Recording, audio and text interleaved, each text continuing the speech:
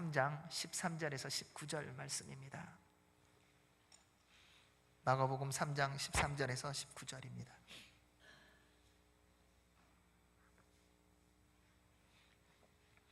우리 함께 한 목소리로 하나님의 말씀을 함께 봉독하도록 하겠습니다. 시작. 또 산에 오르사 자기가 원하는 자들을 부르시니 나아온지라.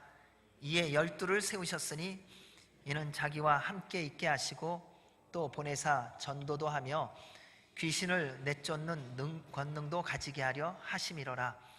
이 12를 세우셨으니 시몬에게는 베드로란 이름을 더하셨고 또 세베대의 아들 야고보와 야고보의 형제 요한이니 이 둘에게는 보아너게 곧 우레의 아들이란 이름을 더하셨으며 또 안드레와 빌립과 바돌로메와 마테와 도마와 알페오의 아들 야고보와 및 다데오와 가나나인 시몬이며 또 가롯 유다니 이는 예수를 판 자더라. 아멘. 하나님의 말씀입니다.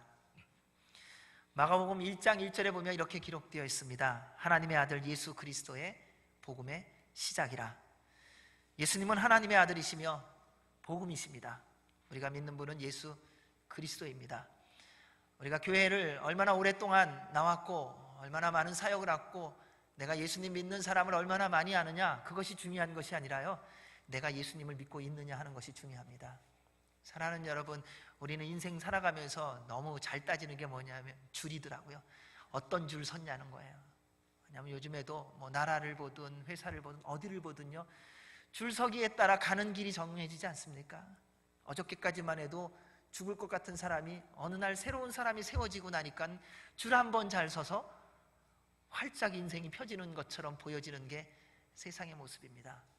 그러다 보니까 우리는 자꾸 줄 서는데 급급하고요, 그리고 내가 아는 사람이 누구냐라는 것에 마음이 많이 빼앗겨 있다는 것입니다.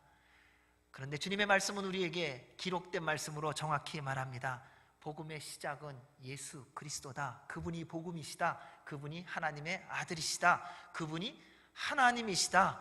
그러므로 우리에게 주께서 끊임없이 말씀하시는 것은 한 가지입니다. 내가 누구를 아느냐라고 물어보시는 것이 아니라 내가 나를 믿느냐라고 물어보신다는 것입니다. 그러므로 사랑하는 여러분, 여러분이 누구를 아느냐 별로 신경 쓰지 마세요. 사람은요 다 지나가는 안개와 같을 뿐이에요. 다 나그네일 뿐이에요. 영원히 살 수 없다는 사실이에요. 때가 되면 다 우린 부름받아서 주의 나라에 가야 되는 거예요. 지금 젊으세요? 20년, 30년 후를 생각해 보십시오. 내가 지금 20대라 하여도요 50년이 지나면 내가 70대더라고요. 내가 지금 10대라고 하여도요 100년이 지나면 110세더라고요. 시간은 금방 지나갑니다. 누구도 그 시간을 막지 못하게 하셨고요, 누구도 세월을 거스르지 못하게 하나님께서 질서를 세워놓으셨다는 거예요. 이유는 하나예요. 하나님을 믿으라는 거예요. 예수님을 믿으라는 거예요. 우리 주님이 우리에게 질문하시는 건 다른 게 없더라고요. 내가 지금 누구를 아느냐, 내가 지금 어디에 있느냐, 내가 무엇을 하고 있느냐를 물어보시는 것이 아니라 내가 나를 믿느냐, 이걸 물으세요. 왜냐하면 예수님을 믿어야 영원히 살 수 있거든요. 예수님을 믿어야 생명이 있기 때문입니다. 예수님께서 이 땅에 오신 이유는 너무나도 분명합니다. 모든 사람이 죄인이기 때문입니다. 하나님의 말씀에 이 땅에 사는 사람들이 어떤 존재인지에 대하여 로마서 3장 10절 12절에 이렇게 말씀합니다. 같이 읽겠습니다. 시작. 깨닫는 자도 없고 하나님을 찾는 자도 없고 다 치우쳐 함께 무익하게 되고 선을 행하는 자는 없나니 하나도 없도다. 아멘. 여러분은 죄인이세요? 의인이세요? 어떡하죠? 죄인이어서. 근데 예수님을 믿음으로 말미암아 의인이라 칭함을 받았다는 겁니다. 예수님을 누가 믿느냐면요, 내가 죄인인 줄 알고 깨닫고 있는 사람만이 믿게 된다는 겁니다. 이게 시작이에요. 의인은요 예수님을 믿을 필요가 없습니다. 그리고 이유가 없습니다. 왜요? 내가 의인인데요. 예수님을 찾는 사람은요 죄인인 사람만이 찾게 되어 있습니다. 그게 말씀이에요. 주님께서 말씀하시지 않습니까? 내가 건강한, 내가 의인을 찾으러 온 것이 아니라 내가 병든 자, 연약한 자, 무너진 자, 좌절한 자, 실망한 자, 죄인인 자를 찾으러 왔노라. 그래서 주님을 만나는 사람의 특징이 있어요. 다 죄인이에요. 그래서 주님을 만나는 은혜가 있다는 겁니다. 우리가 죄인이어서 영원히 죽게 되었습니다. 그런데 하나님은 스스로 죄를 해결할 수 없는 우리를 정리하고 새로운 피조물을 창조하시지 않으셨어요. 저는 이 생각만 할 때마다 하나님에 대하여 감사하기도 하고 이해를 못하겠어요. 하나님, 저같이 골치 아픈 사람을 왜 그냥 두십니까?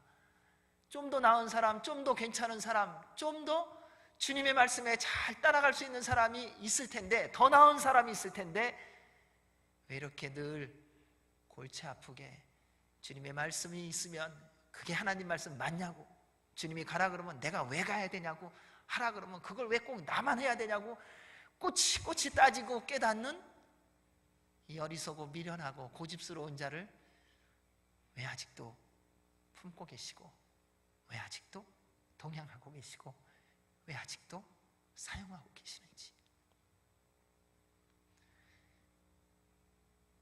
그분이 우리 예수님이세요. 여러분 같으면 여러분 같은 사람하고 일하고 싶으세요?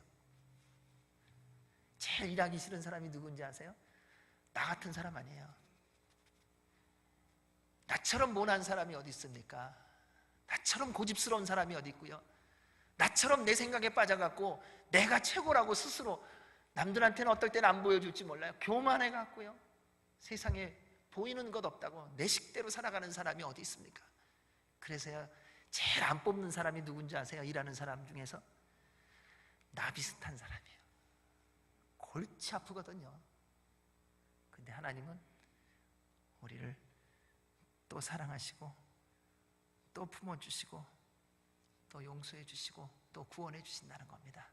그에 대해서 요한복음 3장 16절 17절에 이렇게 기록되어 있습니다. 우리 함께 읽겠습니다.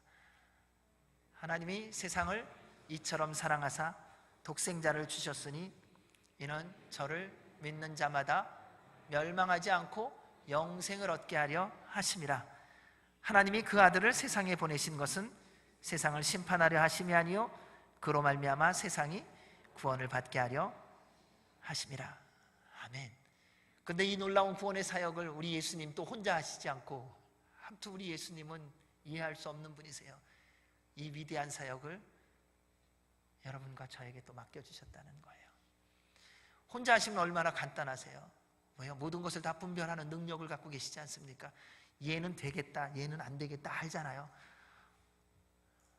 근데 가끔 이제 설교할 때도 보면 된다 안 된다 그러면 또 끝나고 나면은 무슨 말씀하시냐면 왜 우리한테는 안 된다 그랬냐 그러시더라고요. 그런 거 아세요? 그게 우리의 모습이에요. 누가 뭐라고 말하면요, 그 말에 대해서 얼마나 민감한지 몰라요. 근데 우리 주님은 그 모든 것을 아시면서도 우리에게 또 그 위대한 사역을 맡겨주십니다. 왠지 아셔요? 인생의 참된 기쁨은요, 예수 그리스도를 전할 때에 누리기 때문에 그래요.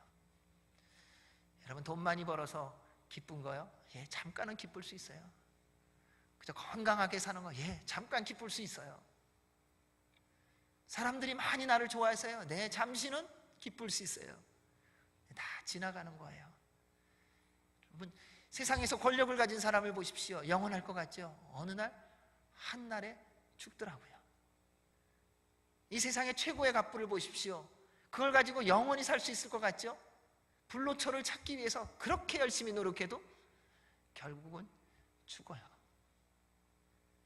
내가 알고 있는 지식을 가지고 모든 대답을 주는 것과 같은 사람을 만나보십시오. 자기 문제 제대로 해결하는 사람이 한 사람도 없어요. 그래서 우리의 기쁨이, 세상의 기쁨이 얼마나 잠깐인 것인지요. 근데 우리에게 하나님은 영원한 기쁨을 주시기를 원하셨어요. 근데 그것을 이 땅 가운데서부터 누리라는 거예요. 그게 뭐냐면요, 예수 그리스도를 전하는 삶을 사는 거예요. 여러분, 내 모든 것을 다 내어준다 할지라도 사랑이 없으면 아무 소용이 없고 울리는 꽹과리래요. 오늘날 이 세상이 그렇게 서로 돕는 것 같아도 이렇게 점점 더 어두워지고 부패되어지는 이유는 간단합니다. 사랑이 없어요. 사랑은 내 모든 것을 내어줄지라도 그것 때문에 아쉬워하거나 힘들어하지 않는다는 거예요. 하나님이 우리를 위하여 당신의 전부를 주셨어요. 그리고 그 전부를 받은 우리를 통하여 또 내 전부를 누군가에게 나눠주라는 거예요. 왜냐하면 그때 하나님의 사랑이 무엇인지, 그때 하나님이 우리에게 주신 참 기쁨이 무엇인지, 예수 그리스도를 증거할 때 여러분이 지금까지 한 번도 어떤 면에서는 경험해보지 못했던 진짜 행복이 무엇인지를 그리스도를 전함을 통하여 누리기로, 그리고 누리게 하시기로 결정하셨기 때문입니다. 따라서 사랑하는 여러분, 여러분 정말 행복하게 살기를 원하십니까? 진짜 기쁨을 누리기를 원하십니까? 예수 그리스도의 증인이 되시기를 주의 이름으로 축원합니다. 놀라운 일이 일어날 줄로 믿습니다. 그를 위하여 우리를 제자로 부르신 것입니다. 여러분 제자이세요? 아니세요? 여기서 대답하면 곤란할 것 같고, 네, 여러분 다 제자세요. 그러니까 지금 제자로서 살아가는 분, 이제 제자로서 부름을 받으실 분들만 여기 있다는 거예요. 그래서 주님께서 우리 모두를 주님의 제자로 부르셨습니다. 그 부르시는 주님의 부르심과 세우시는 원칙이 있습니다. 우리 13절 말씀 한번 읽어보겠습니다. 시작. 또 산에 오르사. 제자라는 말은 배운다는 말에서 나온 말로요, 한 선생님에게서 배우는 학생을 의미합니다. 요즘에는 제자가 없는 이유가 뭐냐면요, 선생을 너무 많이 바꿔요. 요즘 제자들은요, 선생님들보다 똑똑해갖고요, 선생님을 이렇게 셀렉트 하더라고요. 내가 이 선생님 만나갖고 요거 배우고, 아유 나 이제 배울 거 다 배웠어. 제자들이 얼마나 위대한지 몰라요. 어느 한 선생님한테 배울 거를 2, 3년 지나면 다 배워갖고요, 또 다른 선생님으로 바꾸더라고요. 그 선생님 만나갖고 또 내가 배우고, 그리고 또 1년 만에 또 바꾸고요. 그런데 원래 제자라는 말은 뭐냐면요, 한 선생님이라는 거예요. 그 한 선생님에서 배우는 학생이라는 의미입니다. 그래서 제자는 선생님이 선택하는 겁니다. 그리고 제자를 선택하는 선생님에게는 모두가 원칙이 있습니다. 예수님도 제자를 세우실 때 원칙이 있으셨습니다. 그게 바로 오늘 13절 말씀이었습니다. 이에 대한 말씀이 누가복음 6장 12절 13절에도 있습니다. 함께 보겠습니다. 이때 예수께서 기도하시러 산으로 가사 밤이 새도록 하나님께 기도하시고 밝음에 그 제자들을 부르사 그 중에서 12를 택하여 사도라 칭하셨으니. 사랑하는 여러분, 앞으로 여러분께서 무슨 일을 하시든지요, 여러분이 함께 일을 할 사람을 세우는 원칙도 이 말씀 속에서 잘 들으시기 바랍니다. 우리 주님께서 제자를 세우신 원칙이 있습니다. 첫째, 우리 주님은 제자를 세우기 위하여 먼저 기도하셨다는 겁니다. 또 산에 오르사. 예수님은 하나님의 뜻을 따르시기 위해 늘 기도하셨던 분입니다. 예수님께 기도는 삶이었습니다. 그렇다면 우리의 삶도 기도하는 삶이 되어야 합니다. 사랑하는 여러분, 예수님보다도 더 잘 살 수 있다면 기도 안 하셔도 돼요. 그냥 여러분이 원하는 대로 사세요. 근데 그렇게 할 수 없다면 기도하시기 바랍니다. 예수님보다도 지혜롭다면 기도 안 하셔도 됩니다. 그러나 주님의 지혜가 필요하다면 기도하십시오. 여러분의 인생을 스스로 책임지고 그리고 모든 것을 완전하게 살 수 있다면 기도 안 하셔도 돼요.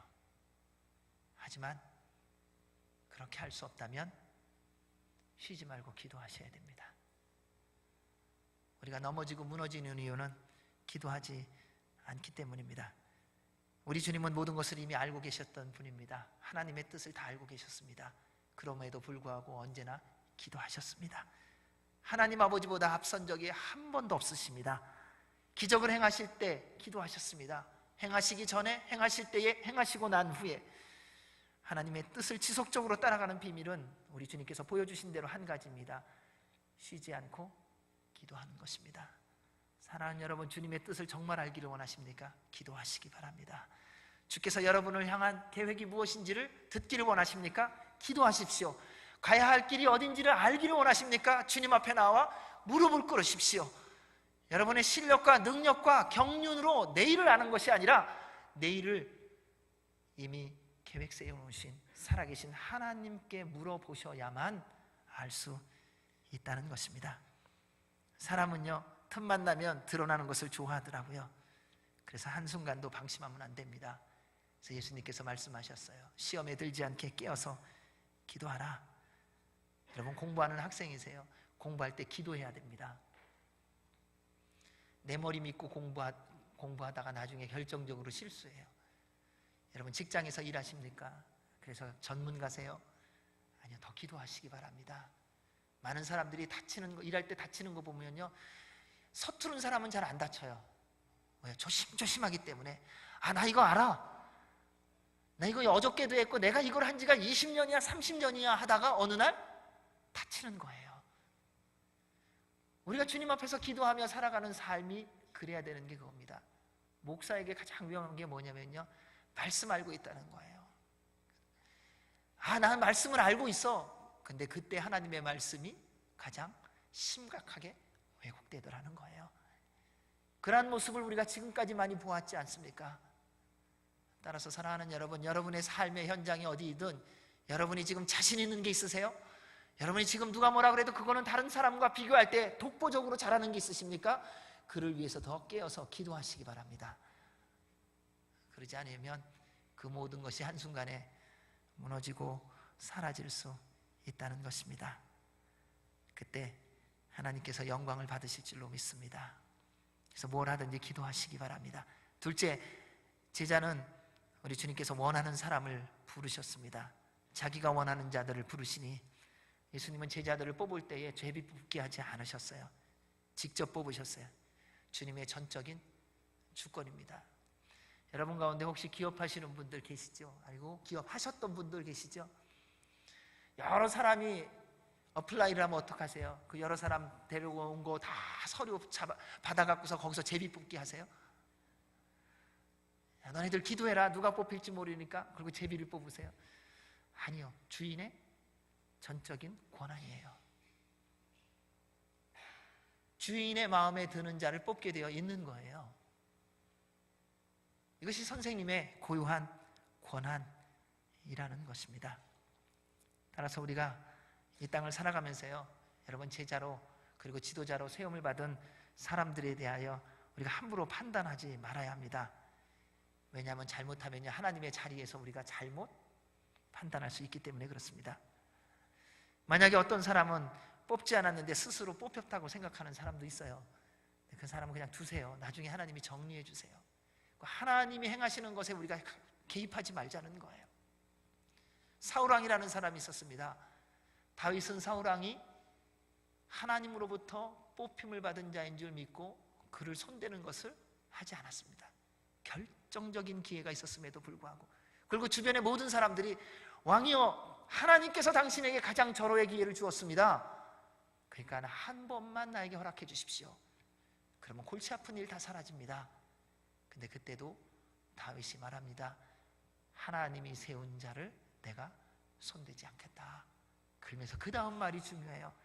하나님께서 하나님의 때에 정리해 주실 거라는 거예요. 여러분, 이게 믿음이에요. 이것이 주님의 권한을, 주님의 주권을 믿는 사람의 태도예요. 삶을 살아가다 보면 골치 아픈 분 있으시죠? 특별히 상사 가운데 머리 아픈 분 많아요. 내가 저 상사만 없으면 내가 일 열심히 할 것 같은데 저 상사 때문에 일 못하겠다는 거예요. 그때 우리가 해야 할 일이 뭐냐면요, 주님이 세우신 분이라는 것을 믿는 믿음 안에서 다시 첫 번째로 돌아가는 겁니다. 기도하시는 거예요. 하나님, 이 사람 때문에 제가 여기 있기 싫어요. 그러면 주님께서 때가 되면 알아서 해주세요. 시간은 좀 걸릴 거예요. 하지만 하나님께서 해결해 주시는 줄로 믿습니다. 여러분, 교회 공동체는 내가 원하는 사람들이 모여 있는 곳 아니에요. 우리는 그런 생각하더라고요. 교회 가면요, 내가 원하는 사람, 내가 사람 부른 거 아니잖아요. 주님이 불러주신 거죠. 그래서 교회 가면 왜 골치 아픈 줄 아세요? 예수님이 불러서 골치 아픈 거예요. 예수님이 이 사람도 부르고 저 사람도 부르고 가난한 사람도 부르고 부자도 부르고 지식 있는 사람, 무식한 사람, 능력 있는 사람, 능력 없는 사람을 다 불러놨어요, 예수님이. 근데 예수님이 옆에 앉히는 사람이 누군가 봤더니 내 타입 아닌 사람을 옆에 앉히세요. 골치 아파요. 지난번에도 그랬거든요. 주님, 저 타입의 사람만 없으면 제가 열심히 섬기겠습니다. 그래서 열심히 기도하고 시작했는데 갔더니요, 그 타입보다 더한 타입이 옆에 딱 기다리고 있는 거예요.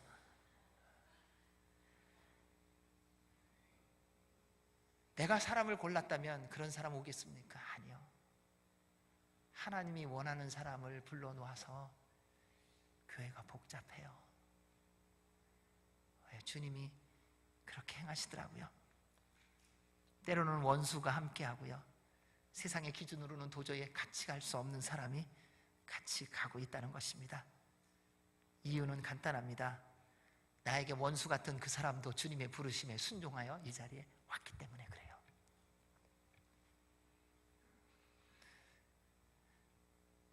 그래서 우리는 세상이 이해할 수도 그리고 감당할 수도 없는 삶을 살아가는 사람이라는 겁니다.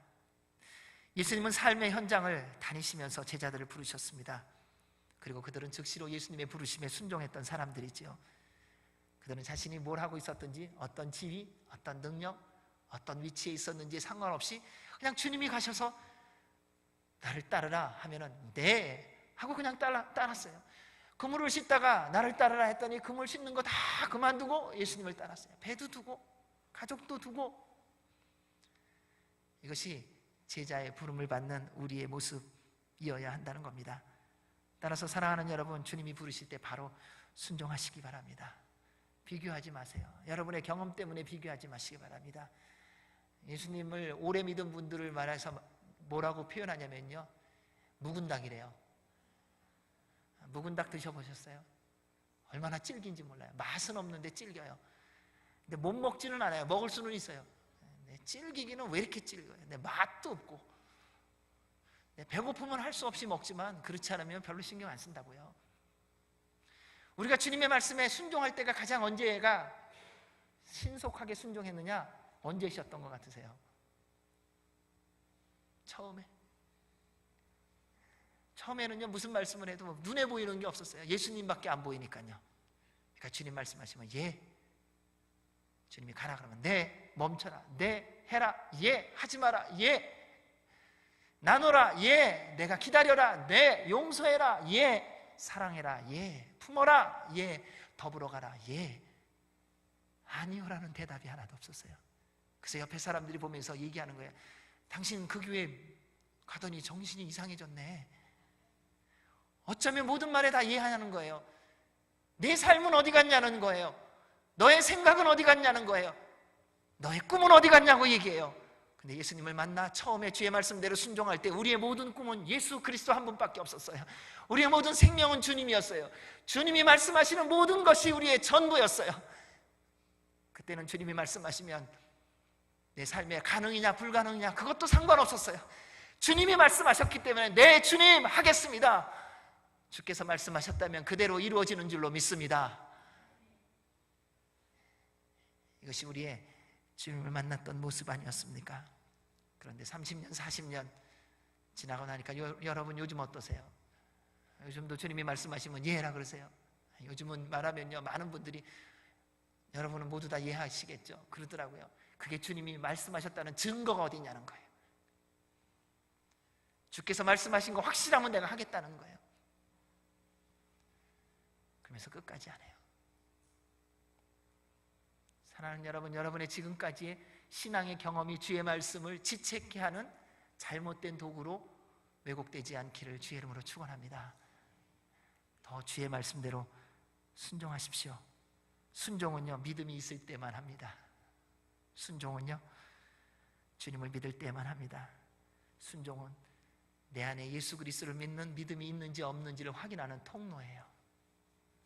내가 예수님을 정말 믿는지 확인하는 방법 간단합니다. 오늘 주께서 하신 말씀에 내가 순종하며 살고 있는가를 보면 알 수 있습니다. 예수님께서 제자들을 부르시고 세우신 목적을 14절, 15절에서 말씀합니다. 같이 읽습니다. 시작. 이에 12를 세우시고 이는 자기와 함께 있게 하시고 또 보내사 전도도 하며 귀신을 내쫓는 권능도 가지게 하려 하심이라. 예수님은요, 우리를 부르실 때 그냥 부르시지 않습니다. 다 이유가 있습니다. 우리 주님처럼 완전한 이유를 갖고 계신 분이 어디 있겠습니까? 그런데 그 이유에 대해서 모든 거 다 알려주시지 않으세요. 하나씩 하나씩 그날 알려주세요. 왜냐하면 우리는 다 알면 따라갈 것 같은데 잘 안 따라가더라고요. 우리 생각이 너무 많아서요. 그래서 주님을 따라가는 비밀은요, 오늘만큼만 따라가세요. 여러분, 내일 거를 미리 땡겨서 순종하려고 하지 마세요. 우리는 너무 미리 숙지한 경험이 많더라고요. 요즘에는 안 하는데, 여기 계신 분들은 다 어렸을 때 왜 초등학교 다닐 때, 국민학교 다닐 때 보면 일기 써오라 그랬죠. 방학 동안에 2달치 일기. 언제 쓰세요? 내일이 개학이면 오늘 쓰든지, 아니면 예지의 능력이 있는지 방학하는 그날 놀러 가기 전에 미리 다 쓰는 분도 있어요. 쫙 4월 9일 흐림, 4월 10일 맑음, 4월 11일 찌뿌둥함, 뭐 이래갖고 쫙, 어쩌면 기상 예상을 어쩌면 그렇게 정확히 하는지 몰라요. 근데 숙제할 때 보면은요, 숙제를 미리 했는지 안 했는지 선생님들이 확인하는 방법이 있어요. 일기예보만 보면 알아요. 다 틀리거든요. 가끔 맞고. 여러분, 그렇게 하는 게 아니라는 거예요. 주님의 말씀에 순종하는 것은요, 어제 거 잊어버리세요. 오늘 주신 말씀에 순종하시는 거예요. 내일 거 땡겨서 부담 갖지 마세요. 주님이 오늘 나에게 할 만큼만 말씀하세요. 못하는 걸 말씀하시는 것이 아니라 오늘 내가 생명으로 살아갈 수 있는 하나님의 은혜와 복을 넉넉히 누리며 살아갈 수 있는 것만큼만 오늘 말씀해 주세요. 그 말씀에만 순종하시기를 주의 이름으로 축원합니다. 그래서 우리 주님은 제자로 부르시며 그 이유에 대하여 첫 번째 예수님을 닮게 하시려고 불러주셨습니다. 그를 위해 함께 하셨다는 겁니다. 제자들에게 가장 중요한 것은 스승을 닮는 것 아닙니까? 그 제자를 보면 그 선생님이 생각나야 되잖아요. 여러분을 보면 누가 생각나야 됩니까? 아멘. 그러니까 다른 분들이 여러분 보면 예수님 생각나신다 그러시죠? 아멘. 우리 부부가 그 생각이 나셔야 돼요. 그러니까 내 남편을 보면 예수님이 생각이 나야 되는 거야. 내 아내를 보면 예수님이 생각이 나야 되는 거야. 근데 내 아내를 딱 보는데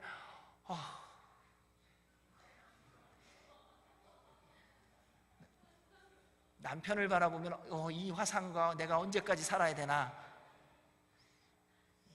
이러면 안 되는 거예요. 내가 예수 그리스도를 믿고 살아가는데, 그렇다면 누구든지 나를 보면 가장 가까운데 나와 함께 살고 있는 사람이 나를 볼 때 예수 그리스도를 발견해야 진짜 아니겠습니까? 지난 수십 년 동안에 주님과 함께 동행하셨으니까요.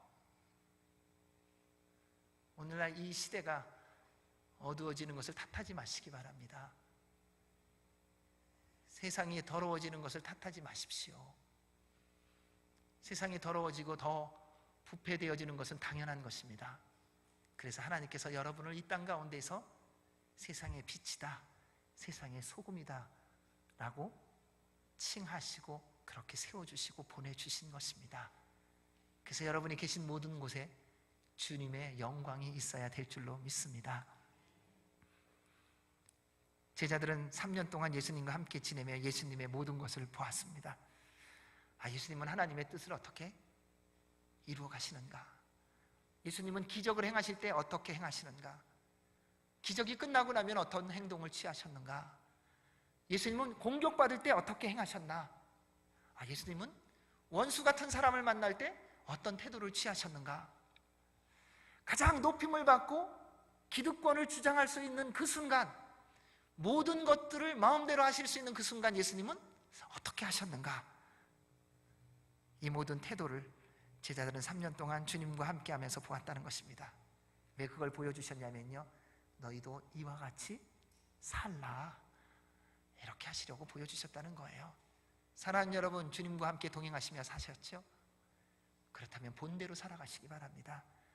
여러분, 지난 30년, 40년, 10년, 5년, 몇 년이든 좋습니다. 아니, 하루라도 좋습니다. 주님과 함께 동행하며 주께 들은 말씀이 있으시죠?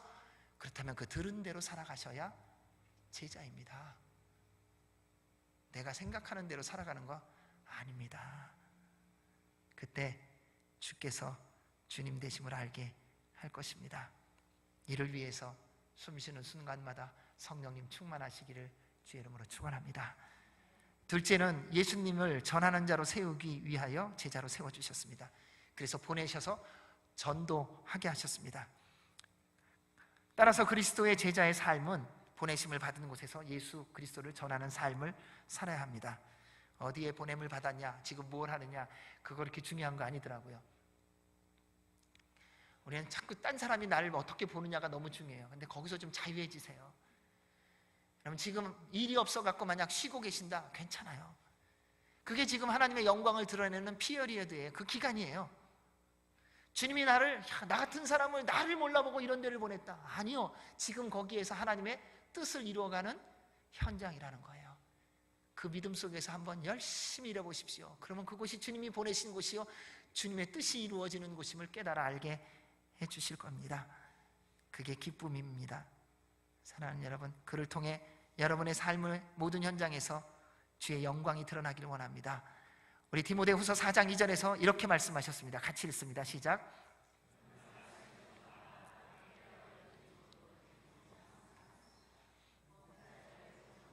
가르침으로 경책하며 경계하며 권하라. 아멘.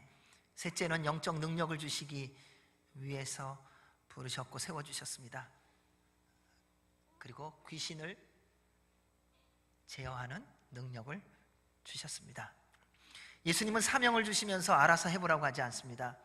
모든 필요한 능력을 주십니다. 인생은 결코 육적인 것만 있지 않고요, 영적인 것이 더 큽니다. 예수님을 전하는 삶은요, 영적 전쟁과 같습니다. 근데 이것을 잘 모르는 이유가 뭐냐면요, 우리는 누군가한테 일을 맡길 때에 어떻게 맡기냐면요, 이 사람이 이거 감당할 수 있는 능력이 있는지 없는지를 먼저 판단하더라고요. 그게 세상의 기준이에요. 세상은 어떤 일을 맡길 때, 어떤 역할을 맡길 때 그 일에 이 사람이 합당한지 안 하는지를 그 사람의 경험, 실력, 재주, 이 기준으로 따지기 때문에 그래요. 예, 세상을 살아가면서 그 부분도 분명히 필요합니다. 그리고 그렇게 되어야 되는 부분도 반드시 있습니다. 하지만 하나님의 일은 그렇지 않다는 것입니다. 우리 예수님께서 예수님을 전하는 삶을 살게 불러주시고 나서 하신 일은요, 우리로 그 삶을 살 수 있는 힘과 능력을 주신다는 것입니다. 그러다 보니까요, 귀신들이 예수님이 하나님의 아들이며 그리스도이심을 전하지 못하게 하려고 수단과 방법을 가리지 않습니다. 요즘에는 어디까지 가는가 가만 보니까요, 예수님 믿으라고 예수님 말하면 안 믿어. 그러니까 예수님 말하지 말라는 거예요. 요즘 전도 방법이 그렇게도 변화가는 거 아세요? 예수라는 이름을 절대로 말하지 말래요. 뭘 믿어요? 예수님을 전하는 사람이 예수라는 이름이 없다면, 아니면 삶 속에서 분명히 있든지, 그러니까 여러분의 걸음이 나는 예수다라는 것을 보여주시면 예수라는 이름을 얘기 안 해도 돼요. 여러분이 섬기는 그 모습이 예수님의 섬김처럼 된다면 그렇게 안 하셔도 될 것 같아요. 그런데 그렇게 할 수 없다면 예수 그리스도라는 이름이 우리 입에서 떠나지 말아야 할 줄로 믿습니다. 이게 좀 입에 달고 다녀야 돼요. 넘어질 때요, 예수님, 주여. 저희 어머니가 늘 그러셨어요. 뭐 하다가 문에 팍 부닥치면은 이게 왜 여기 있어? 이러잖아요, 우리는요. 근데 저희 어머니 꽝 부닥치면 아이고 하나님, 내 머리가 왜 거기 가서 부닥쳤냐 그러시더라고요. 그래서 배운 게 있어요. 그러니까 누구하고 싸울 때요, 누가 때리면요, 주여 그러세요. 그냥 화가 사그러들어요. 참 희한하더라고요. 예수 그리스도의 이름에 능력이 있다는 것을요, 우리는 어디서 경험합니까? 일상에서 경험하셔야 돼요. 누가 나의 속을 뒤집어 놓을 때 주여 한번 해보세요. 그러면요, 그 사람이 나를 속상했던 그 모든 것이 주님의 이름을 그 부르는 순간 믿음으로 불렀으니 그 주님의 이름의 능력이 내 안에 들어와 그 분요함과 그 불편함을 눈 녹듯이 녹이시고요, 흰 눈보다 더 희게 씻어 주세요. 그래서 우리의 입술 앞에, 우리의 고백 앞에 예수 그리스도라는 이름을 놓치지 말아야 합니다. 사랑하는 여러분, 여러분의 입술이 주 앞에 서는 그날까지 예수 그리스도만이 선포되어지시기를 주의 이름으로 축원합니다. 우리 16절에서 19절 말씀 읽습니다. 시작.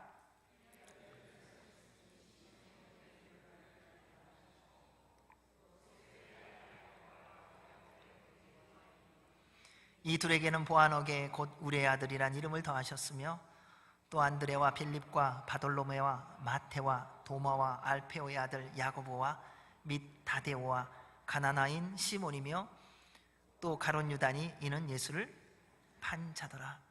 예수님께서 기도하시고 원하셔서 부른 12명의 제자들을 보면은 형편없습니다. 왜 예수님 이런 사람을 원하실까? 그렇게 위대하고 놀라운 일을 하시는 분이 왜 이렇게 자격 없는 사람을 부르시고 원하셨을까? 그래서 기도하셨을까? 왜 그런 사람을 원하시는 걸까? 함께 있었던 바리새인들과 종교 지도자들은 속으로 혀를 찼었을 것입니다. 왜냐하면 우리도 옛날부터 알고 있는 게 있지 않습니까? 인사가 만사라고 하지 않습니까? 사람 한 번 잘못 만나면 얼마나 골치 아픕니까? 한 가정에서 사람 한 번 잘못 들어오면 다 망가지잖아요. 그래서 얘기하잖아요. 우리 집안에 사위가 하나 잘못 들어가고 우리 집안 망했다고. 우리는요, 희생양 찾는 것을 얼마나 좋아하는지 모릅니다. 무슨 일이 안 되면요, 누군가 꼬투리 잡을 만한 한 사람을 찾아요. 그게 세상이에요. 근데 우리가 집안에서도 그 세상이 그대로 있다는 거 아세요? 일이 잘못되면요, 다 같이 잘못한 거잖아요. 근데 그 잘못된 것 가지고요, 이거 누구 때문이냐라고 얼마나 찾아가는지 몰라요. 그리고 그 사람을 십자가에 못 박으라. 십자가의 사건은요, 예수님 시대에 끝난 거 아니에요. 지금에도 똑같이 있어요. 여러분, 마음에 안 드는 사람 있어 보십시오. 어떻게 합니까? 결국은 여론몰이해 갖고 십자가에 못 박으라 그럽니다. 이것이 오늘날 우리에게도 똑같이 있다는 것입니다. 그런데 우리 주님은 희한하게 세상 사람들이 이해할 수 없는 기준으로 제자들을 뽑으셨습니다. 지금까지 역사를 보면 모든 나라, 모든 기업, 그리고 교회들도 저도 마찬가지더라고요. 원하는 사람이 있습니다. 능력과 실력을 겸비하고 겸손과 온유하고 순종적인 사람. 야, 근사한 사람 아니세요? 능력 있죠, 실력 있죠, 경험 있죠, 거기다가 겸손하죠, 성실해요, 온유해요. 거기다가 최고의 꽃인 순종적이에요. 모든 나라에서 원하는 사람 아니에요? 모든 기업에서. 그리고 여러분도 친구 만날 때 이런 사람 원하지 않으세요? 내 말 따라주는 친구 원하지 않으세요? 내가 말하면 딱 움직여주는. 근데 그런 사람 찾아보니까 있으신가요? 거의 없어요. 대부분 보면요, 능력과 실력을 겸비하면 자기 주장과 교만하기가 말할 데가 없고요, 겸손하고 온유하면요, 뭘 시켜야 될지를 모르겠어요. 능력이 없어서요. 이게 오늘날 우리가 살고 있는 현실이에요. 그리고 만약 원하는 사람을 어렵게 찾으면 그 사람이 이미 어디에선가 열심히 인정받고 일하고 있더라고요. 이게 우리가 살고 있는 현실이에요.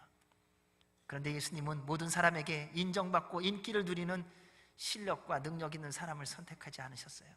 예수님이 찾으신 사람은 한 사람이었어요. 예수님이 부를 때 바로 순종하는 사람. 왜요? 다른 모든 것은 하나님의 때에 하나님께서 다 공급하시기 때문입니다. 주님에게 필요한 것은 그 사람의 능력 아니에요. 사랑하는 여러분, 주님에 대하여 오해하지 마시기 바랍니다. 하나님은요, 여러분이 가지고 있는 지식, 여러분이 가지고 있는 경험, 여러분이 가지고 있는 어떤 재능, 재물, 힘, 아니요. 주님의 부르심에 순종만 하십시오. 그러면요, 주님께서 여러분에게 그것과 비교되지 못할, 그리고 할 수 없는 어마어마한 놀라운 일을 이루실 때에 그 필요한 것을 공급해 주실 것입니다. 그분이 우리 하나님 아버지이십니다. 이 12제자를 보면은 얼마나 어마어마한지요. 베드로, 안드레, 야고보, 요한, 빌립은 어부였습니다. 거친 바다에 익숙한 삶을 살았는지요, 아주 직선적이고 다혈질이고 야망이 있는 사람입니다. 의리파, 정의파 베드로는 예수님의 말씀대로 믿음의 순종도 잘했어요. 풍랑 위로 걸어오시는 예수님을 보면서, 예수님 정말 당신이십니까? 그러면 나로 오라고 말하십시오. 와라 그랬더니요, 파도 위로 그냥 뛰어내려요. 그래서 진짜 파도 위를 걸어요. 믿음이 있어요. 여러분, 베드로같이 비슷한 분이라고 생각하시는 분 계시죠? 여기서요.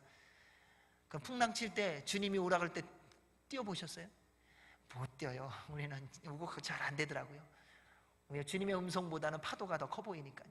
근데 그런 베드로였어요. 근데 이 베드로가 또 다른 모습을 보여줘요. 예수님 죽는데 나도 죽습니다. 그랬더니 재판받을 때 나 그 사람 모른다고 3번이나 부인을 합니다. 세베대의 아들 야고보와 그의 형제 요한은 우레의 아들이라는 별칭을 얻습니다. 성격이 얼마나 급한지 번개 같은 성격을 가지고 있었습니다. 그런데 그 가운데 사도 요한은 나중에 사랑의 사도라 듣습니다. 주님이 택한 사람이 이런 사람이에요. 성격이 급한데 말도 떨어지기 전에 막 하는 사람, 자기 식대로, 이런 사람을 택하신 거예요. 나다나엘이라는 인물, 바돌로메입니다. 빌립이 예수님을 전했습니다. 그랬더니 무슨 얘기를 했냐면요, 에이 무슨 얘기 하냐고, 나사렛에서 무슨 선한 것이 나올 수 있냐고 아주 무시했던 사람이었어요. 근데 주님께서 그를 택하셨어요. 도마는 용기가 많은 만큼 의심도 많았던 제자였습니다. 예수님의 부활 소식을 듣고도 다 다른 제자들이 다 부활했다고 얘기하는데도 안 믿어요. 내가 그 못자국에 내 손을 넣어보지 않고는 못 믿어 라고 말했던 사람입니다. 마태레위는 세리였습니다. 유대인들의 미움의 대상이었죠. 그런데 예수님의 제자의 가장 클라이막스는요, 예수님을 은 30의 팔 배반할 제자 가룟 유다를 선택하셨다는 겁니다. 이분이 예수님이세요. 예수님이 기도하시고 원하셔서 부르신 제자가 이런 사람들이라는 겁니다. 사랑하는 여러분, 우리 모두는 예수 그리스도의 제자로 부름을 받았습니다. 준비되어서요? 아니요. 실력이 있어서요? 아니요. 능력 있어서요? 아니요. 세상에서 성공해서요? 아닙니다. 예수님 없이는 살 수 없기 때문이에요. 예수님이 부르실 때는 언제든지 순종하는 사람이기 때문에 주의 제자로 부름을 받은 것입니다. 따라서 사랑하는 여러분, 지금 있는 삶의 자리에서 주님의 부르심에 순종하시기 바랍니다. 더 이상 지체하지 마십시오. 제발 여러분 생각 때문에 주의 말씀에 불순종하는 일이 없기를 바랍니다. 주님의 부르심에 순종하시면 주께서 함께 하시고 닮아가게 하실 겁니다. 그로 인해서 예수님처럼 말하게 하시고요, 예수님처럼 듣게 하시고요, 예수님처럼 행동하게 해주실 것입니다. 거친 풍랑이 불어오더라도 스스로 낙심하고 포기하고 도망가지 마시기 바랍니다. 끝까지 우리를 위하여 십자가에 달려 죽으시고 부활하신 우리 구주 예수 그리스도를 믿는 믿음 안에서 그리스도의 증인의 삶을 살아가시기 바랍니다. 날마다 기적이 일어날 줄로 믿습니다. 사랑하는 형제자매 여러분, 주님 앞에 서는 그날까지 제자로 부르심을 받은 지금 계신 모든 자리에서 제자로서의 삶을 살아가십시오. 그래서 주님의 영광, 주님의 기쁨, 주님의 자랑이 되셔서 주 앞에 서는 그날 우리 모두 주님께 이 음성 듣기를 원합니다. 잘하였도다 착하고 충성된 종아. 우리 이 음성 듣도록 최선을 다하여 그리스도의 증인의 삶을 살아가는 저와 여러분이 되시기를 주의 이름으로 축원합니다. 아멘. 기도하겠습니다. 하나님 아버지, 주의 부르심에 믿음으로 순종하며 날마다 주와 동행하며 주의 말씀대로 살아가게 하여 주시옵소서. 예수님 이름으로 기도하옵나이다. 아멘. 우리 다 같이 일어나셔서 봉헌 찬송 드리시겠습니다. 3장 13절에서 19절 말씀입니다. 마가복음 3장 13절에서 19절입니다.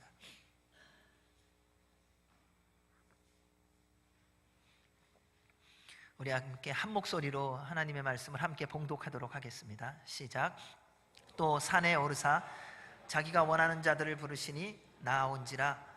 이에 12를 세우셨으니 이는 자기와 함께 있게 하시고 또 보내사 전도도 하며 귀신을 내쫓는 권능도 가지게 하려 하심이로라. 이 12를 세우셨으니 시몬에게는 베드로란 이름을 더하셨고 또 세베대의 아들 야고보와 야고보의 형제 요한이니 이 둘에게는 보아너게 곧 우레의 아들이란 이름을 더하셨으며 또 안드레와 빌립과 바돌로메와 마테와 도마와 알페오의 아들 야고보와 및 다데오와 가나나인 시몬이며 또 가롯 유다니 이는 예수를 판 자더라. 아멘. 하나님의 말씀입니다. 마가복음 1장 1절에 보면 이렇게 기록되어 있습니다. 하나님의 아들 예수 그리스도의 복음의 시작이라. 예수님은 하나님의 아들이시며 복음이십니다. 우리가 믿는 분은 예수 그리스도입니다. 우리가 교회를 얼마나 오랫동안 나왔고 얼마나 많은 사역을 했고 내가 예수님 믿는 사람을 얼마나 많이 아느냐, 그것이 중요한 것이 아니라요, 내가 예수님을 믿고 있느냐 하는 것이 중요합니다. 사랑하는 여러분, 우리는 인생 살아가면서 너무 잘 따지는 게 뭐냐면 줄이더라고요. 어떤 줄 섰냐는 거예요. 왜냐하면 요즘에도 뭐 나라를 보든 회사를 보든 어디를 보든요, 줄서기에 따라 가는 길이 정해지지 않습니까? 어저께까지만 해도 죽을 것 같은 사람이 어느 날 새로운 사람이 세워지고 나니까 줄 한 번 잘 서서 활짝 인생이 펴지는 것처럼 보여지는 게 세상의 모습입니다. 그러다 보니까 우리는 자꾸 줄 서는데 급급하고요, 그리고 내가 아는 사람이 누구냐라는 것에 마음이 많이 빼앗겨 있다는 것입니다. 그런데 주님의 말씀은 우리에게 기록된 말씀으로 정확히 말합니다. 복음의 시작은 예수 그리스도다. 그분이 복음이시다. 그분이 하나님의 아들이시다. 그분이 하나님이시다. 그러므로 우리에게 주께서 끊임없이 말씀하시는 것은 한 가지입니다. 내가 누구를 아느냐라고 물어보시는 것이 아니라 내가 나를 믿느냐라고 물어보신다는 것입니다. 그러므로 사랑하는 여러분, 여러분이 누구를 아느냐 별로 신경 쓰지 마세요. 사람은요 다 지나가는 안개와 같을 뿐이에요. 다 나그네일 뿐이에요. 영원히 살 수 없다는 사실이에요. 때가 되면 다 우린 부름받아서 주의 나라에 가야 되는 거예요. 지금 젊으세요? 20년, 30년 후를 생각해 보십시오. 내가 지금 20대라 하여도요 50년이 지나면 내가 70대더라고요. 내가 지금 10대라고 하여도요 100년이 지나면 110세더라고요. 시간은 금방 지나갑니다. 누구도 그 시간을 막지 못하게 하셨고요, 누구도 세월을 거스르지 못하게 하나님께서 질서를 세워놓으셨다는 거예요. 이유는 하나예요. 하나님을 믿으라는 거예요. 예수님을 믿으라는 거예요. 우리 주님이 우리에게 질문하시는 건 다른 게 없더라고요. 내가 지금 누구를 아느냐, 내가 지금 어디에 있느냐, 내가 무엇을 하고 있느냐를 물어보시는 것이 아니라 내가 나를 믿느냐, 이걸 물으세요. 왜냐하면 예수님을 믿어야 영원히 살 수 있거든요. 예수님을 믿어야 생명이 있기 때문입니다. 예수님께서 이 땅에 오신 이유는 너무나도 분명합니다. 모든 사람이 죄인이기 때문입니다. 하나님의 말씀에 이 땅에 사는 사람들이 어떤 존재인지에 대하여 로마서 3장 10절 12절에 이렇게 말씀합니다. 같이 읽겠습니다. 시작. 깨닫는 자도 없고 하나님을 찾는 자도 없고 다 치우쳐 함께 무익하게 되고 선을 행하는 자는 없나니 하나도 없도다. 아멘. 여러분은 죄인이세요? 의인이세요? 어떡하죠? 죄인이어서. 근데 예수님을 믿음으로 말미암아 의인이라 칭함을 받았다는 겁니다. 예수님을 누가 믿느냐면요, 내가 죄인인 줄 알고 깨닫고 있는 사람만이 믿게 된다는 겁니다. 이게 시작이에요. 의인은요 예수님을 믿을 필요가 없습니다. 그리고 이유가 없습니다. 왜요? 내가 의인인데요.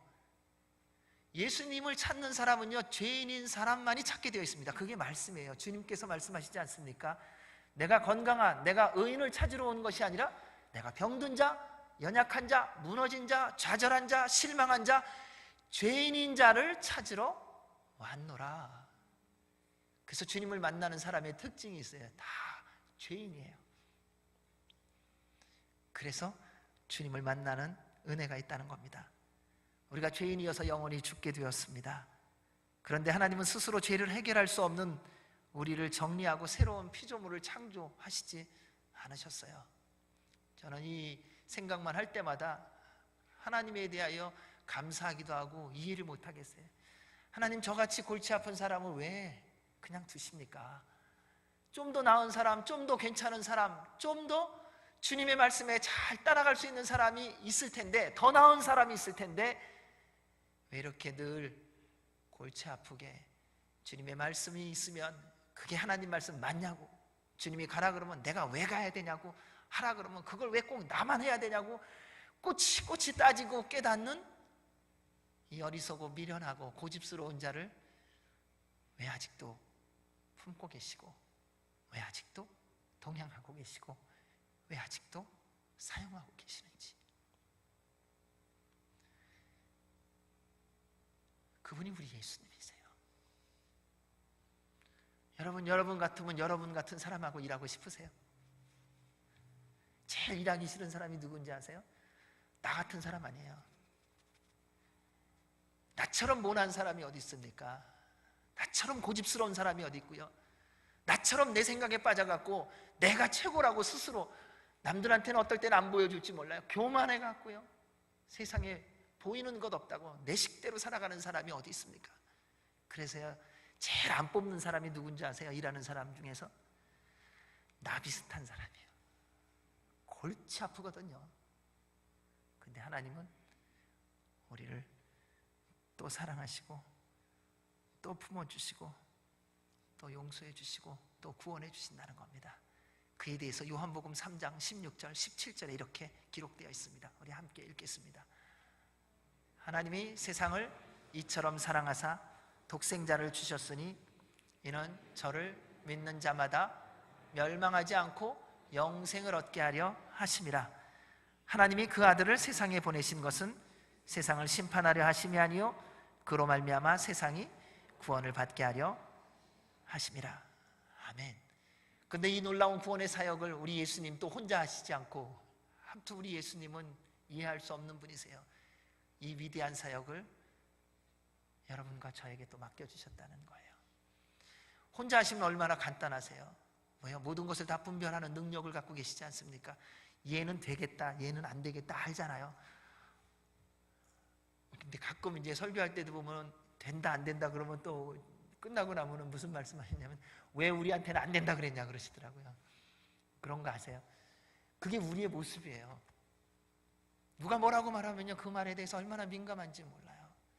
근데 우리 주님은 그 모든 것을 아시면서도 우리에게 또 그 위대한 사역을 맡겨주십니다. 왠지 아셔요?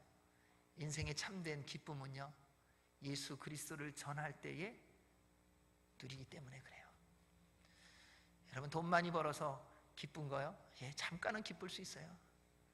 그저 건강하게 사는 거, 예, 잠깐 기쁠 수 있어요. 사람들이 많이 나를 좋아해서요, 네, 잠시는 기쁠 수 있어요. 다 지나가는 거예요. 여러분, 세상에서 권력을 가진 사람을 보십시오. 영원할 것 같죠? 어느 날 한날에 죽더라고요. 이 세상의 최고의 갑부를 보십시오. 그걸 가지고 영원히 살 수 있을 것 같죠? 불로초를 찾기 위해서 그렇게 열심히 노력해도 결국은 죽어요. 내가 알고 있는 지식을 가지고 모든 대답을 주는 것과 같은 사람을 만나보십시오. 자기 문제 제대로 해결하는 사람이 한 사람도 없어요. 그래서 우리의 기쁨이, 세상의 기쁨이 얼마나 잠깐인 것인지요. 근데 우리에게 하나님은 영원한 기쁨을 주시기를 원하셨어요. 내 것을 이 땅 가운데서부터 누리라는 거예요. 그게 뭐냐면요, 예수 그리스도를 전하는 삶을 사는 거예요. 여러분, 내 모든 것을 다 내어준다 할지라도 사랑이 없으면 아무 소용이 없고 울리는 꽹과리래요. 오늘날 이 세상이 그렇게 서로 돕는 것 같아도 이렇게 점점 더 어두워지고 부패되어지는 이유는 간단합니다. 사랑이 없어요. 사랑은 내 모든 것을 내어줄지라도 그것 때문에 아쉬워하거나 힘들어하지 않는다는 거예요. 하나님이 우리를 위하여 당신의 전부를 주셨어요. 그리고 그 전부를 받은 우리를 통하여 또 내 전부를 누군가에게 나눠주라는 거예요.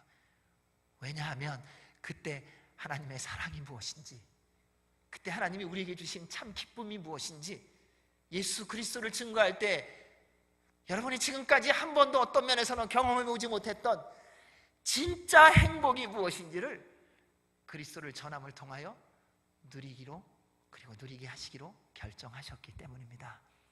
따라서 사랑하는 여러분, 여러분 정말 행복하게 살기를 원하십니까? 진짜 기쁨을 누리기를 원하십니까? 예수 그리스도의 증인이 되시기를 주의 이름으로 축원합니다. 놀라운 일이 일어날 줄로 믿습니다. 그를 위하여 우리를 제자로 부르신 것입니다. 여러분, 제자이세요? 아니세요? 여기서 대답하면 곤란할 것 같고, 네, 여러분 다 제자세요. 그러니까 지금 제자로서 살아가는 분, 이제 제자로서 부름을 받으실 분들만 여기 있다는 거예요. 그래서 주님께서 우리 모두를 주님의 제자로 부르셨습니다. 그 부르시는 주님의 부르심과 세우시는 원칙이 있습니다. 우리 13절 말씀 한번 읽어보겠습니다. 시작. 또 산에 오르사. 제자라는 말은 배운다는 말에서 나온 말로요, 한 선생님에게서 배우는 학생을 의미합니다. 요즘에는 제자가 없는 이유가 뭐냐면요, 선생을 너무 많이 바꿔요. 요즘 제자들은요, 선생님들보다 똑똑해갖고요, 선생님을 이렇게 셀렉트 하더라고요. 내가 이 선생님 만나갖고 요거 배우고, 아유 나 이제 배울 거 다 배웠어. 제자들이 얼마나 위대한지 몰라요. 어느 한 선생님한테 배울 거를 2, 3년 지나면 다 배워갖고요, 또 다른 선생님으로 바꾸더라고요. 그 선생님 만나갖고 또 내가 배우고, 그리고 또 1년 만에 또 바꾸고요. 그런데 원래 제자라는 말은 뭐냐면요, 한 선생님이라는 거예요. 그 한 선생님에서 배우는 학생이라는 의미입니다. 그래서 제자는 선생님이 선택하는 겁니다. 그리고 제자를 선택하는 선생님에게는 모두가 원칙이 있습니다. 예수님도 제자를 세우실 때 원칙이 있으셨습니다. 그게 바로 오늘 13절 말씀이었습니다. 이에 대한 말씀이 누가복음 6장 12절 13절에도 있습니다.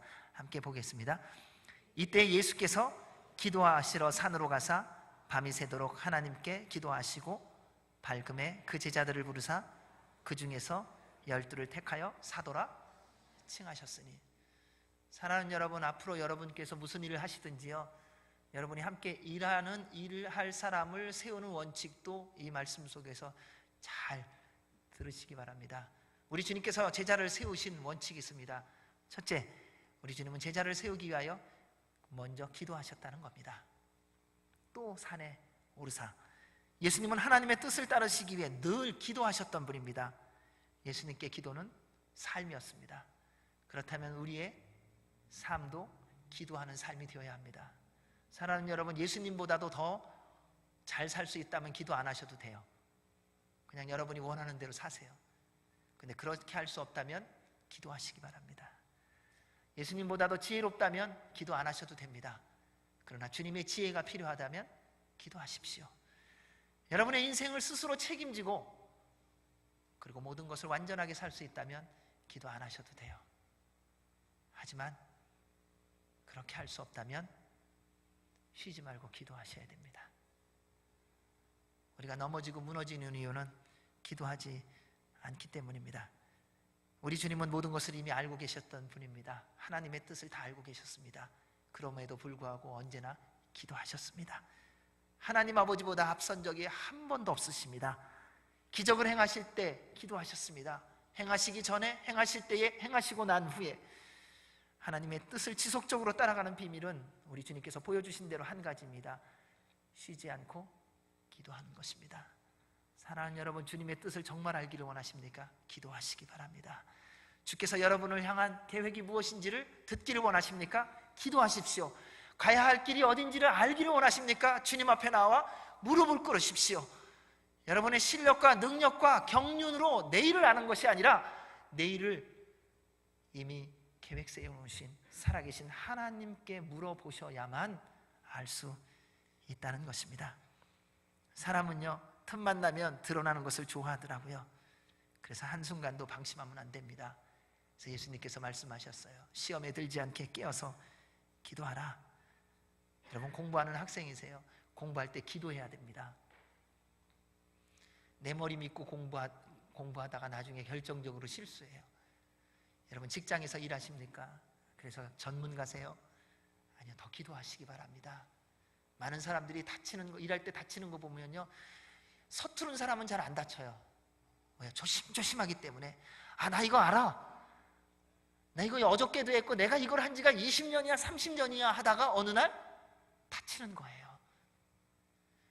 우리가 주님 앞에서 기도하며 살아가는 삶이 그래야 되는 게 그겁니다. 목사에게 가장 위험한 게 뭐냐면요, 말씀 알고 있다는 거예요. 나는 말씀을 알고 있어. 근데 그때 하나님의 말씀이 가장 심각하게 왜곡되더라는 거예요. 그러한 모습을 우리가 지금까지 많이 보았지 않습니까?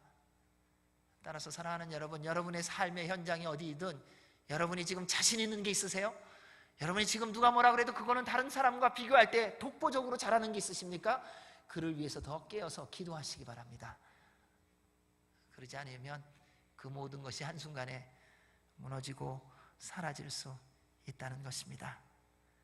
그때 하나님께서 영광을 받으실 줄로 믿습니다. 그래서 뭘 하든지 기도하시기 바랍니다. 둘째, 제자는 우리 주님께서 원하는 사람을 부르셨습니다. 자기가 원하는 자들을 부르시니 예수님은 제자들을 뽑을 때에 제비 뽑기 하지 않으셨어요. 직접 뽑으셨어요.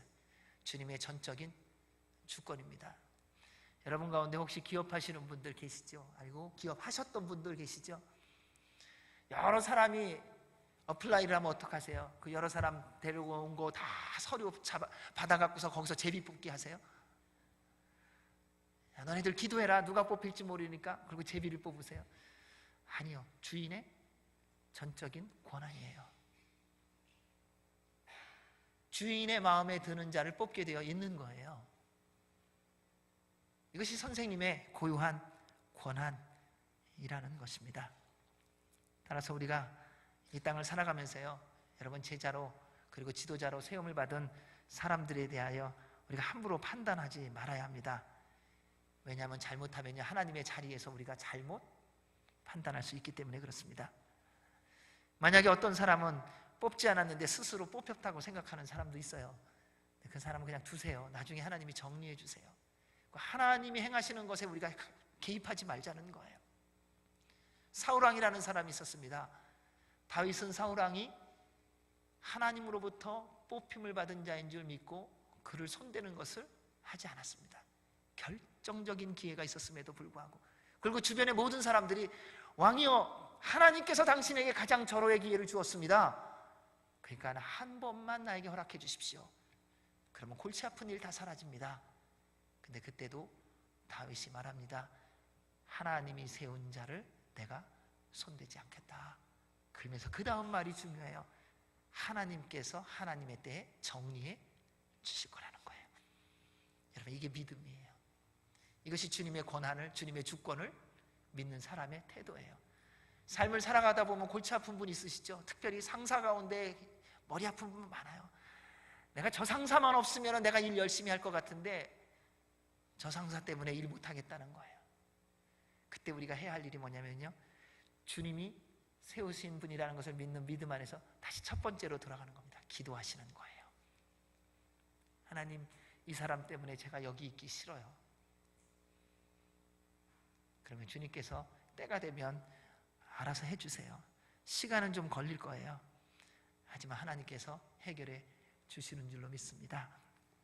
여러분, 교회 공동체는 내가 원하는 사람들이 모여있는 곳 아니에요.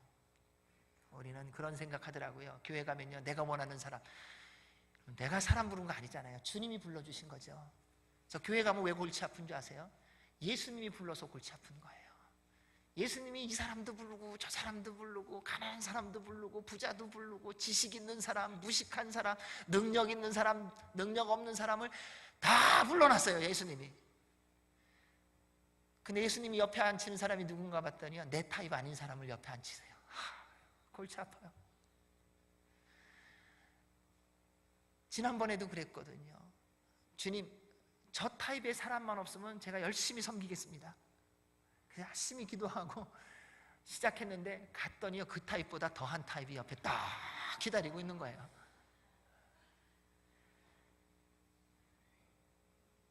내가 사람을 골랐다면 그런 사람 오겠습니까? 아니요. 하나님이 원하는 사람을 불러놓아서 교회가 복잡해요. 왜? 주님이 그렇게 행하시더라고요. 때로는 원수가 함께하고요, 세상의 기준으로는 도저히 같이 갈 수 없는 사람이 같이 가고 있다는 것입니다. 이유는 간단합니다. 나에게 원수 같은 그 사람도 주님의 부르심에 순종하여 이 자리에 왔기 때문에 그래요.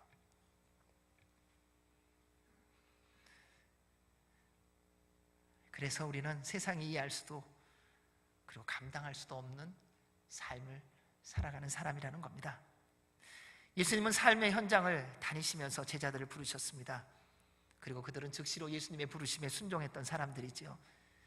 그들은 자신이 뭘 하고 있었든지, 어떤 지위, 어떤 능력, 어떤 위치에 있었는지 상관없이 그냥 주님이 가셔서 나를 따르라 하면은 네 하고 그냥 따랐어요. 그물을 씻다가 나를 따르라 했더니 그물 씻는 거 다 그만두고 예수님을 따랐어요. 배도 두고 가족도 두고. 이것이 제자의 부름을 받는 우리의 모습이어야 한다는 겁니다. 따라서 사랑하는 여러분, 주님이 부르실 때 바로 순종하시기 바랍니다. 비교하지 마세요. 여러분의 경험 때문에 비교하지 마시기 바랍니다. 예수님을 오래 믿은 분들을 말해서 뭐라고 표현하냐면요, 묵은 닭이래요. 묵은 닭 드셔보셨어요? 얼마나 질긴지 몰라요. 맛은 없는데 질겨요. 근데 못 먹지는 않아요. 먹을 수는 있어요. 질기기는 왜 이렇게 질겨요? 근데 맛도 없고. 배고프면 할 수 없이 먹지만 그렇지 않으면 별로 신경 안 쓴다고요. 우리가 주님의 말씀에 순종할 때가 가장 언제가 신속하게 순종했느냐? 언제셨던 것 같으세요? 처음에는요, 무슨 말씀을 해도 눈에 보이는 게 없었어요. 예수님밖에 안 보이니까요. 그러니까 주님 말씀하시면 예, 주님이 가라 그러면 네, 멈춰라, 네, 해라, 예, 하지 마라, 예, 나눠라, 예, 내가 기다려라, 네, 용서해라, 예, 사랑해라, 예, 품어라, 예, 더불어 가라, 예, 아니요라는 대답이 하나도 없었어요. 그래서 옆에 사람들이 보면서 얘기하는 거예요. 당신 그 교회 가더니 정신이 이상해졌네. 어쩌면 모든 말에 다 이해하냐는 거예요. 내 삶은 어디 갔냐는 거예요. 너의 생각은 어디 갔냐는 거예요. 너의 꿈은 어디 갔냐고 얘기해요. 근데 예수님을 만나 처음에 주의 말씀대로 순종할 때 우리의 모든 꿈은 예수 그리스도 한 분밖에 없었어요. 우리의 모든 생명은 주님이었어요. 주님이 말씀하시는 모든 것이 우리의 전부였어요. 그때는 주님이 말씀하시면 내 삶에 가능이냐 불가능이냐 그것도 상관없었어요. 주님이 말씀하셨기 때문에 네, 주님 하겠습니다. 주께서 말씀하셨다면 그대로 이루어지는 줄로 믿습니다. 이것이 우리의 주님을 만났던 모습 아니었습니까? 그런데 30년, 40년 지나고 나니까 여러분 요즘 어떠세요? 요즘도 주님이 말씀하시면 이해라 그러세요? 요즘은 말하면요, 많은 분들이 여러분은 모두 다 이해하시겠죠? 그러더라고요. 그게 주님이 말씀하셨다는 증거가 어디 있냐는 거예요. 주께서 말씀하신 거 확실하면 내가 하겠다는 거예요. 그러면서 끝까지 안 해요. 사랑하는 여러분, 여러분의 지금까지의 신앙의 경험이 주의 말씀을 지체케 하는 잘못된 도구로 왜곡되지 않기를 주의 이름으로 축원합니다. 더 주의 말씀대로 순종하십시오. 순종은요, 믿음이 있을 때만 합니다. 순종은요, 주님을 믿을 때만 합니다. 순종은 내 안에 예수 그리스도를 믿는 믿음이 있는지 없는지를 확인하는 통로예요. 내가 예수님을 정말 믿는지 확인하는 방법 간단합니다. 오늘 주께서 하신 말씀에 내가 순종하며 살고 있는가를 보면 알 수 있습니다. 예수님께서 제자들을 부르시고 세우신 목적을 14절, 15절에서 말씀합니다. 같이 읽습니다. 시작. 이에 12를 세우시고 이는 자기와 함께 있게 하시고 또 보내사 전도도 하며 귀신을 내쫓는 권능도 가지게 하려 하심이라. 예수님은요, 우리를 부르실 때 그냥 부르시지 않습니다. 다 이유가 있습니다. 우리 주님처럼 완전한 이유를 갖고 계신 분이 어디 있겠습니까? 그런데 그 이유에 대해서 모든 거 다 알려주시지 않으세요. 하나씩 하나씩 그날 알려주세요. 왜냐하면 우리는 다 알면 따라갈 것 같은데 잘 안 따라가더라고요. 우리 생각이 너무 많아서요. 그래서 주님을 따라가는 비밀은요, 오늘만큼만 따라가세요. 여러분, 내일 거를 미리 땡겨서 순종하려고 하지 마세요.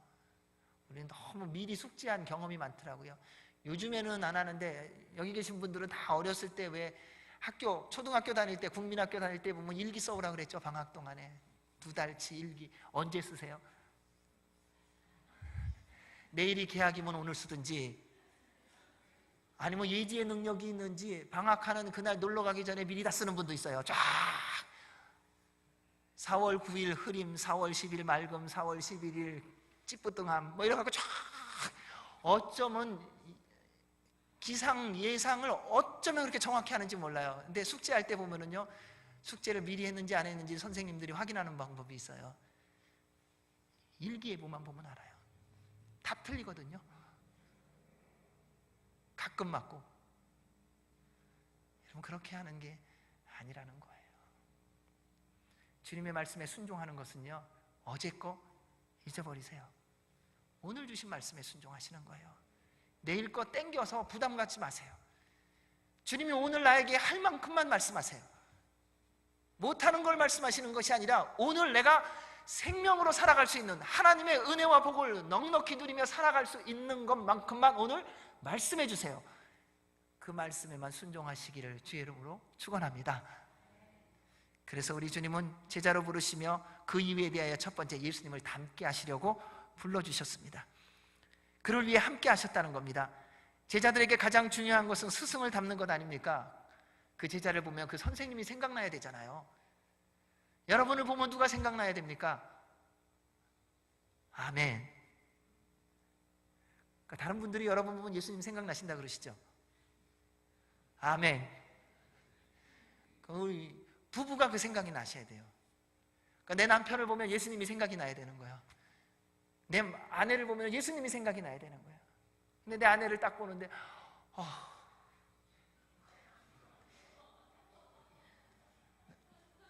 남편을 바라보면 이 화상과 내가 언제까지 살아야 되나,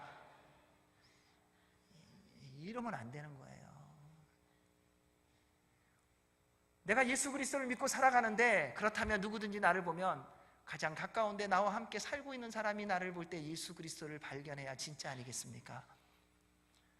지난 수십 년 동안에 주님과 함께 동행하셨으니까요. 오늘날 이 시대가 어두워지는 것을 탓하지 마시기 바랍니다. 세상이 더러워지는 것을 탓하지 마십시오. 세상이 더러워지고 더 부패되어지는 것은 당연한 것입니다. 그래서 하나님께서 여러분을 이 땅 가운데서 세상의 빛이다, 세상의 소금이다 라고 칭하시고 그렇게 세워주시고 보내주신 것입니다. 그래서 여러분이 계신 모든 곳에 주님의 영광이 있어야 될 줄로 믿습니다. 제자들은 3년 동안 예수님과 함께 지내며 예수님의 모든 것을 보았습니다. 예수님은 하나님의 뜻을 어떻게 이루어 가시는가? 예수님은 기적을 행하실 때 어떻게 행하시는가? 기적이 끝나고 나면 어떤 행동을 취하셨는가? 예수님은 공격받을 때 어떻게 행하셨나? 예수님은 원수 같은 사람을 만날 때 어떤 태도를 취하셨는가? 가장 높임을 받고 기득권을 주장할 수 있는 그 순간, 모든 것들을 마음대로 하실 수 있는 그 순간 예수님은 어떻게 하셨는가? 이 모든 태도를 제자들은 3년 동안 주님과 함께 하면서 보았다는 것입니다. 왜 그걸 보여주셨냐면요, 너희도 이와 같이 살라, 이렇게 하시려고 보여주셨다는 거예요. 사랑하는 여러분, 주님과 함께 동행하시며 사셨죠? 그렇다면 본대로 살아가시기 바랍니다. 여러분, 지난 30년, 40년, 10년, 5년, 몇 년이든 좋습니다. 아니, 하루라도 좋습니다. 주님과 함께 동행하며 주께 들은 말씀이 있으시죠? 그렇다면 그 들은 대로 살아가셔야 제자입니다. 내가 생각하는 대로 살아가는 거 아닙니다. 그때 주께서 주님 되심을 알게 할 것입니다. 이를 위해서 숨쉬는 순간마다 성령님 충만하시기를 주의 이름으로 축원합니다. 둘째는 예수님을 전하는 자로 세우기 위하여 제자로 세워주셨습니다. 그래서 보내셔서 전도하게 하셨습니다. 따라서 그리스도의 제자의 삶은 보내심을 받은 곳에서 예수 그리스도를 전하는 삶을 살아야 합니다. 어디에 보냄을 받았냐, 지금 뭘 하느냐, 그거 그렇게 중요한 거 아니더라고요. 우리는 자꾸 딴 사람이 나를 어떻게 보느냐가 너무 중요해요. 근데 거기서 좀 자유해지세요. 그러면 지금 일이 없어갖고 만약 쉬고 계신다, 괜찮아요. 그게 지금 하나님의 영광을 드러내는 피어리어드예요. 그 기간이에요. 주님이 나 같은 사람을 나를 몰라보고 이런 데를 보냈다. 아니요, 지금 거기에서 하나님의 뜻을 이루어가는 현장이라는 거예요. 그 믿음 속에서 한번 열심히 일해보십시오. 그러면 그곳이 주님이 보내신 곳이요, 주님의 뜻이 이루어지는 곳임을 깨달아 알게 해주실 겁니다. 그게 기쁨입니다.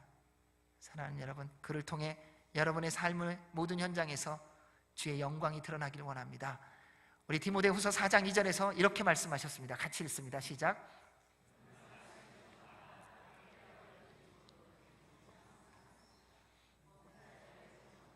가르침으로 경책하며 경계하며 권하라. 아멘. 셋째는 영적 능력을 주시기 위해서 부르셨고 세워주셨습니다. 그리고 귀신을 제어하는 능력을 주셨습니다. 예수님은 사명을 주시면서 알아서 해보라고 하지 않습니다. 모든 필요한 능력을 주십니다. 인생은 결코 육적인 것만 있지 않고요, 영적인 것이 더 큽니다. 예수님을 전하는 삶은요, 영적 전쟁과 같습니다. 근데 이것을 잘 모르는 이유가 뭐냐면요, 우리는 누군가한테 일을 맡길 때에 어떻게 맡기냐면요, 이 사람이 이거 감당할 수 있는 능력이 있는지 없는지를 먼저 판단하더라고요. 그게 세상의 기준이에요. 세상은 어떤 일을 맡길 때, 어떤 역할을 맡길 때 그 일에 이 사람이 합당한지 안 하는지를 그 사람의 경험, 실력, 재주, 이 기준으로 따지기 때문에 그래요. 예, 세상을 살아가면서 그 부분도 분명히 필요합니다. 그리고 그렇게 되어야 되는 부분도 반드시 있습니다.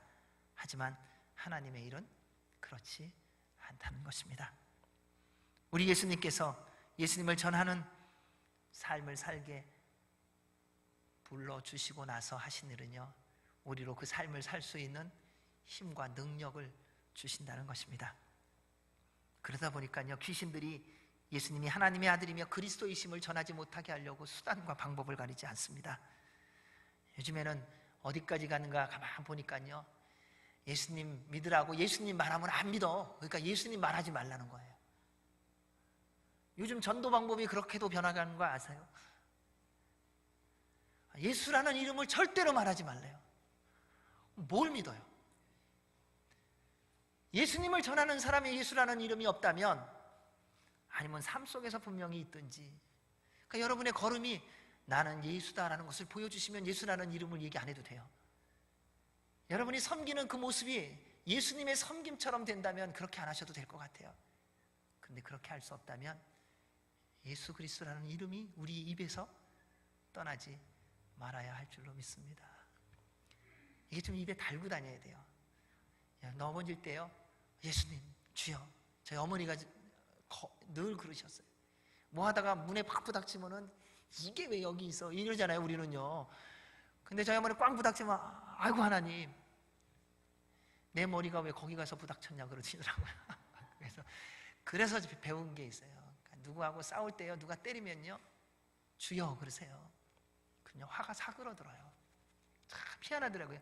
예수 그리스도의 이름에 능력이 있다는 것을요, 우리는 어디서 경험합니까? 일상에서 경험하셔야 돼요. 누가 나의 속을 뒤집어 놓을 때 주여 한번 해보세요. 그러면요, 그 사람이 나를 속상했던 그 모든 것이 주님의 이름을 그 부르는 순간 믿음으로 불렀으니 그 주님의 이름의 능력이 내 안에 들어와 그 분요함과 그 불편함을 눈 녹듯이 녹이시고요, 흰 눈보다 더 희게 씻어 주세요. 그래서 우리의 입술 앞에, 우리의 고백 앞에 예수 그리스도라는 이름을 놓치지 말아야 합니다. 사랑하는 여러분, 여러분의 입술이 주 앞에 서는 그날까지 예수 그리스도만이 선포되어지시기를 주의 이름으로 축원합니다. 우리 16절에서 19절 말씀을 읽습니다. 시작.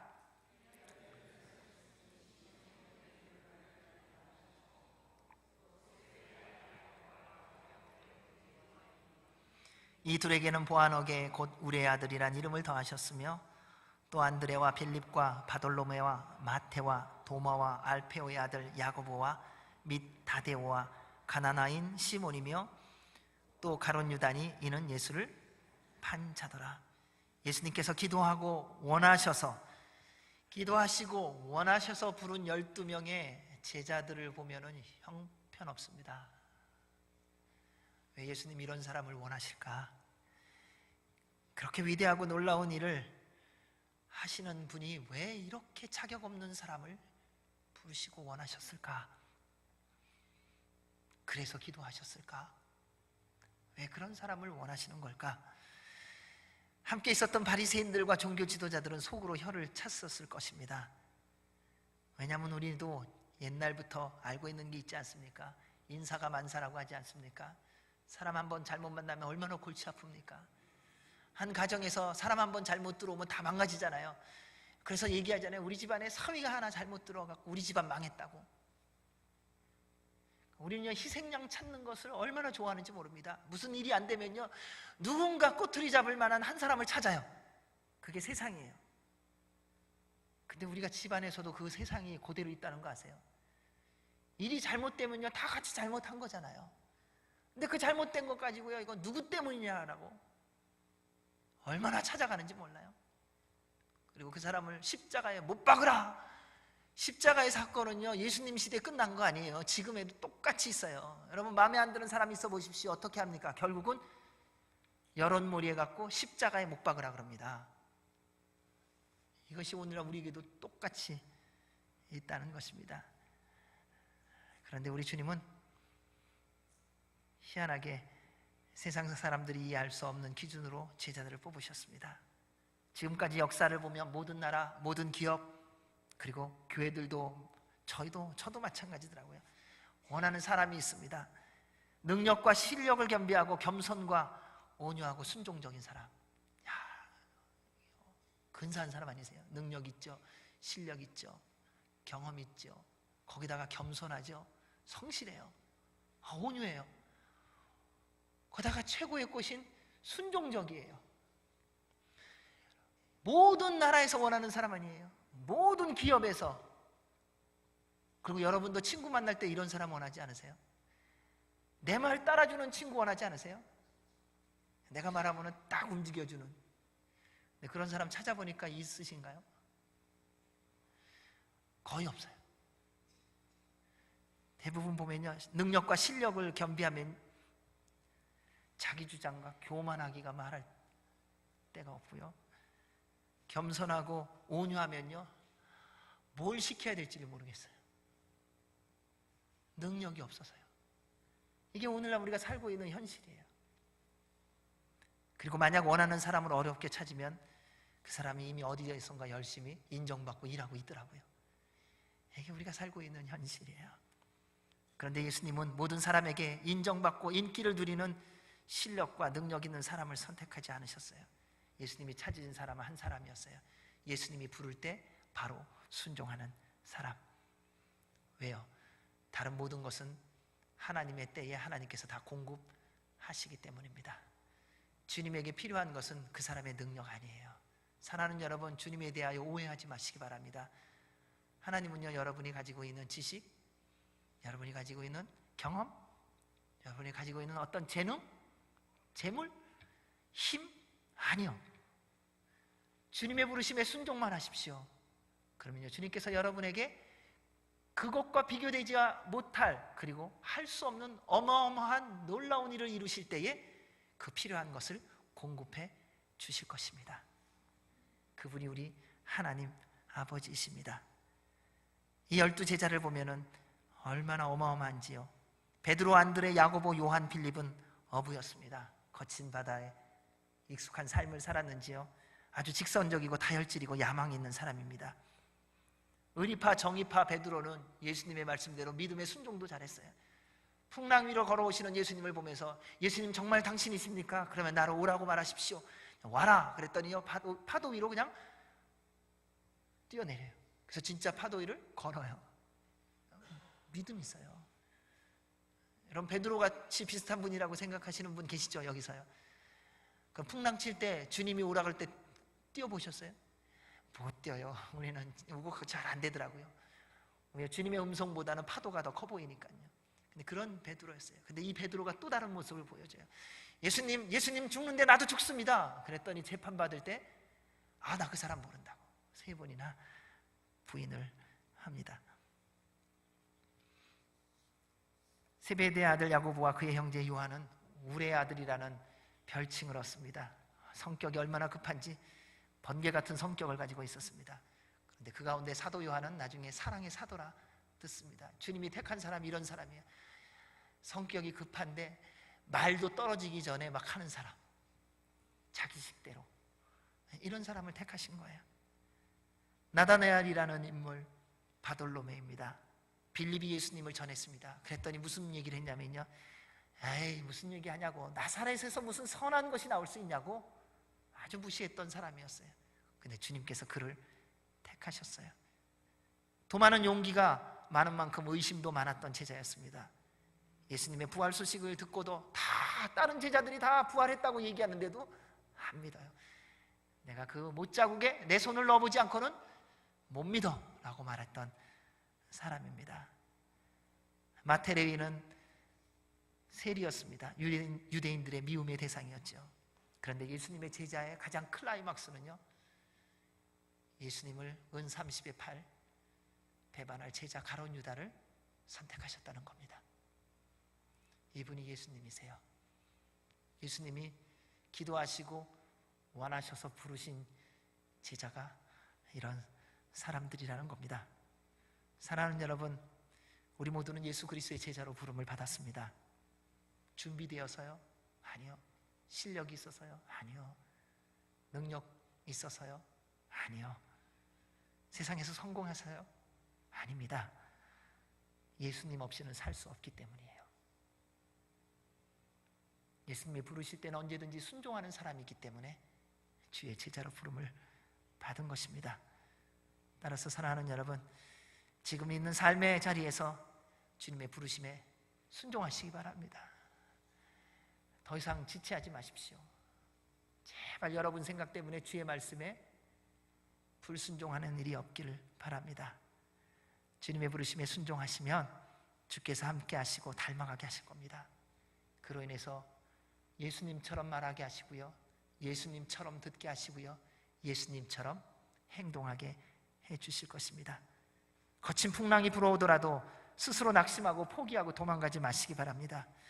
끝까지 우리를 위하여 십자가에 달려 죽으시고 부활하신 우리 구주 예수 그리스도를 믿는 믿음 안에서 그리스도의 증인의 삶을 살아가시기 바랍니다.